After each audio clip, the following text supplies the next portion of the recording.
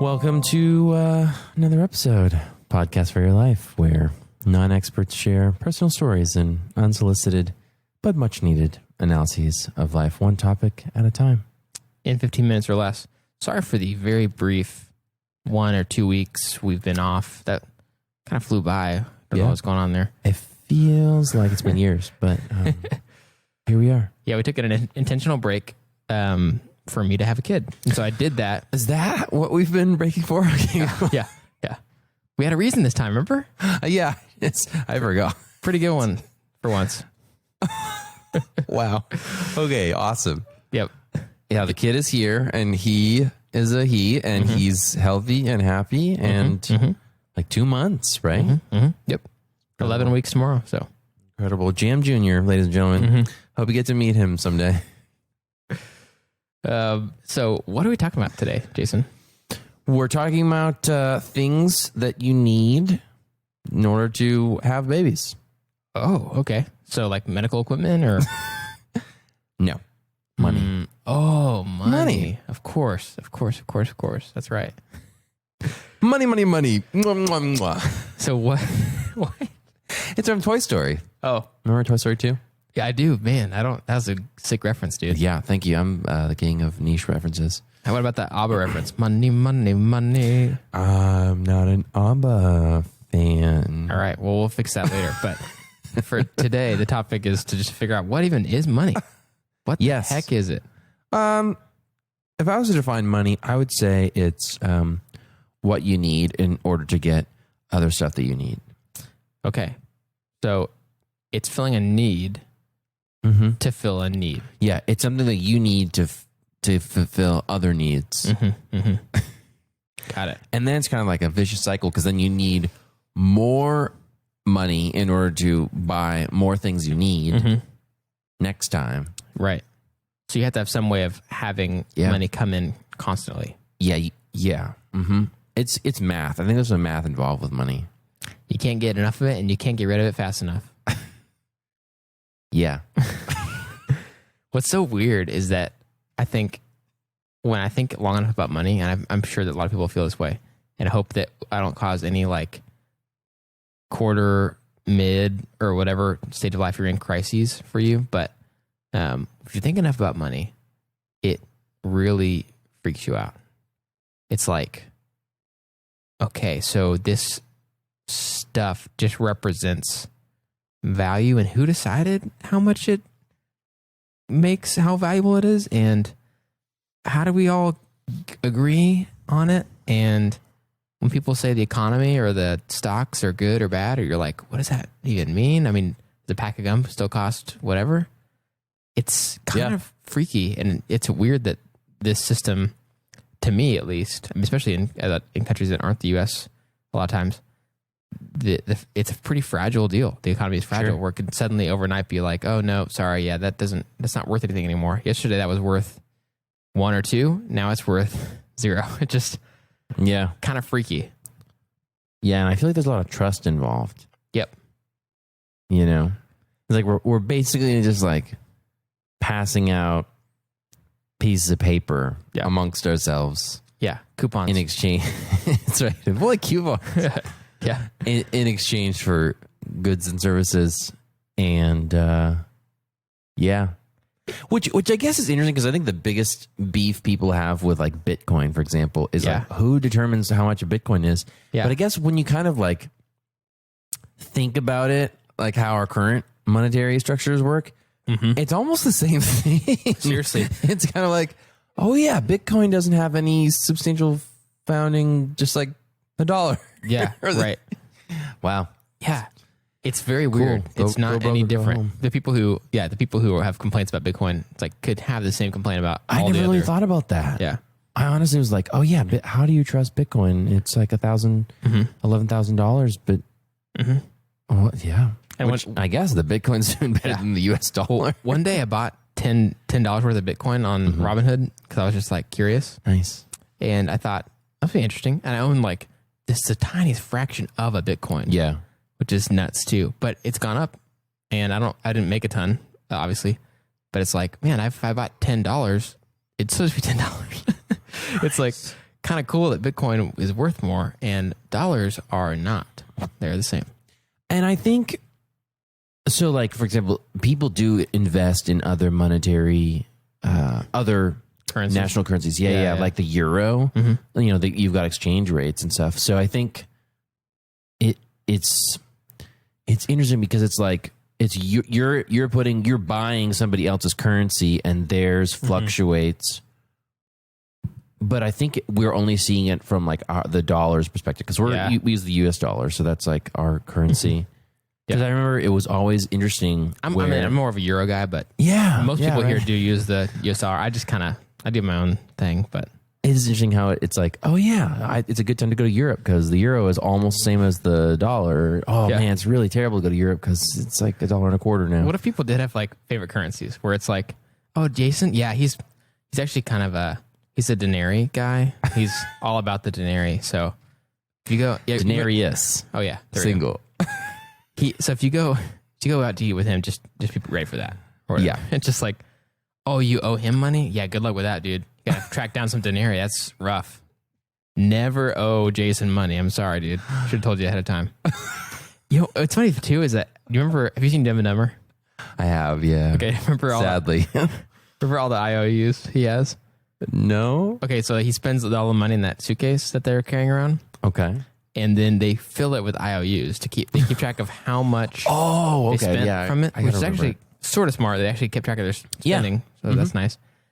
And they're like, oh, there's IOUs here. He's like, oh, this is a good one. It's an IOU for this is a burger, combo we had at wherever. And he like has all these things written down. But basically, we've all agreed on a system of IOUs.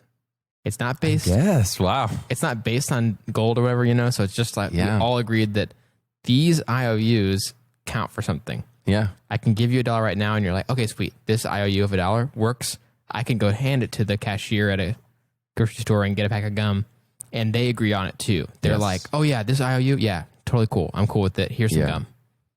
So that's like the intangible side of the dollar. We're all just kind of like, it's built on trust. From what we know, we're not economists, but this is like what we're kind of reading into. Yeah. But then there is sort of like there's a physical aspect to dollar trade. So for example, if things are working behind the scenes that most people don't know about, then there is a physical. Hey, here's a physical dollar, or the numbers or the digits that are in your bank account. It's like they're physical numbers. They stand for something, right? But because I think it goes back to like, whenever exchanges of goods and services started, it was like bartering, right? Like, here you can have these beaver skins for your bow and arrow. I'll trade you. It's trades, bartering. Yeah, and those were like, the value of those items was probably more subjective back then, because to me, like a beaver skin is not worth as much as something else, like cowhide or something. Right. But to some person who really needs a beaver skin, they're like, yeah, that beaver skin's worth a lot. So it's like the value of the beaver skin changes based off the person, whereas now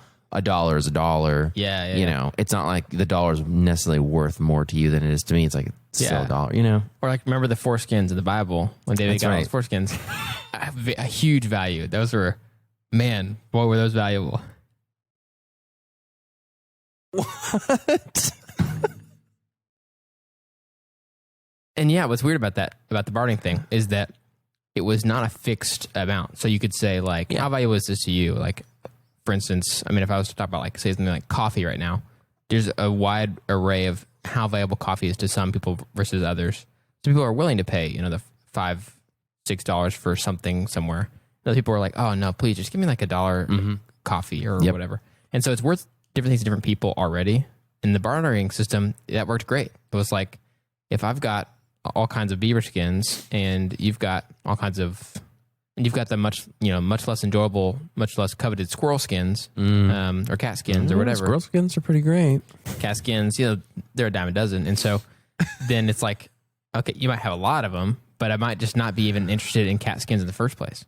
Right. It's just weird to think that was a system that sometimes it benefited you. Yeah. But now we have one that's completely separate. People always want money. Yeah.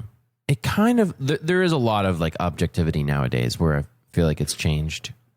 There's still some, like, for example, like if I was to buy, a used computer, it might be worth more dollars to some person than it is to another person, you know, and that's why people make offers. Like, I think it's worth this much. And the person's like, no, I think, so I guess there's still some subjectivity. Bidding and But it's mostly on, like the item side versus the dollar. Like, I'm not going to give you $2 for your dollar. It's like, yeah. I'll trade you that dollar for this dollar. One thing that I think is really weird, just real quick, is coin collections. It's like, is it really worth more than 25 cents? Yeah. I used to do that. I used to collect coins. Really? I did the States. Yeah, like when they were doing the States. That was a big thing, though, when we were kids. It was like they were going to start doing every single wave every state, and they were going to release them at different times. And it seemed like it would be a cool thing. Yeah. And then I just feel like I got tired and I'm like, okay, I can't find, Pennsylvania, or something. So then I just took all those quarters and put them in my piggy bank. And then 7 years later, I had $116 saved. And that wasn't just from quarters. That was from... You kept adding to it. 7 years of... Yeah. And what's crazy is that over time, I stopped using as much cash, mostly digital, credit cards and stuff. Yeah. And, but still, anytime I had cash and I had change, I would just put it in there. Right. And, $116. Yeah. It's kind of crazy. But then you think about like... Free money. I would have kind of had that money all along. Exactly, If you look at it as like using your card, swiping your card, bank account, that means that extra 16 cents stays in your bank account. Yeah. And that's kind of nice. Yes, like, exactly. Otherwise, if you rounded up every transaction to the next dollar every time, you'd be like, oh man, that burger actually was $8. Yep. It's just like, oh, I don't really, can I have those 75 cents still in my account, please?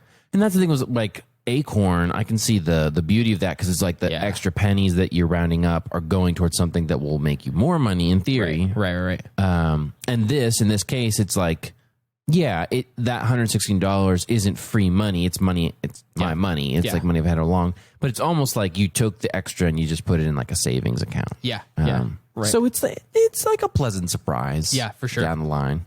But yeah, I honestly don't think that should be like, this is the greatest thing ever. It's like, well, you could have done other stuff with that $116. I don't know.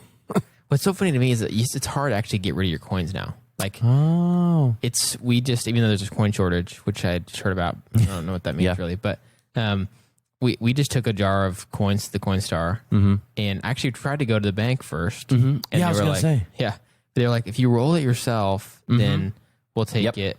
And I was like, did they give you the rollers? She said that she would, but it was a big jar. It was so many pennies. Yeah. That's what we did for this 116 one. Oh, yeah. We were like, oh, no way. Yeah. Well, I mean, like, with Coinstar, like, how much money did they take out? Like, how much did you deposit and how much did they take out? So we ended up putting in it turned out to be $46.57. Nice. Which I will say this, too. One of the fun things about it is just doing it. Like, I would do it again because it's pretty fun. It's fun to watch it count, But they took a little less than $5. So we ended up taking home $41.02. So that sounds like 10%. Is that about it? Yeah, probably something like that. Yeah, it's 10%, man. Which is a lot. Yeah. So the thing is, like, for $116, that's $11 of money you would save for 7 years. Yeah. So we rolled $116. Well, the reason we did it, but it is funny to watch like the coins go down and it just is like going up, and you're like, yeah, I'm rich. Right. Yeah, it's pretty fun. 46 cents. So if you have a chance to do it, but don't do all your coins. Yeah, exactly. I actually guessed it was only $15 in there. I was so wrong, dude. Yeah, you were way wrong. Yeah. It just looked like so many pennies. So the pennies add up. Money, please. Money. Just IOUs that we all owe each other. I owe us. We owe us. Money. We owe us. Money. Collect something else. Well, I guess we have put this episode in the bank. So thank you guys for listening. Sorry it's been so long, but here we are. Well, bye, guys. Were you going to tell me about the terminal velocity of a penny? Oh, yeah. So the terminal velocity of a penny, if you're not, can't get fast enough for it to actually kill you.